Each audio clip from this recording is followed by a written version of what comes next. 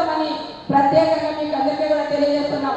ముఖ్యంగా జిల్లాలో చిన్న చిన్న సమస్యలు ఉన్నాయి. మొన్న ఒక రోజంతా కూర్చున్నాం. ఆ సమస్యలని ఎమ్మెల్యేలు కానీ, ఇన్ఛార్జీలు కానీ, ఎమ్మెల్సీలు కానీ చాలా విషయాలు కూడా మా దృష్టికి తీసుకొచ్చారు.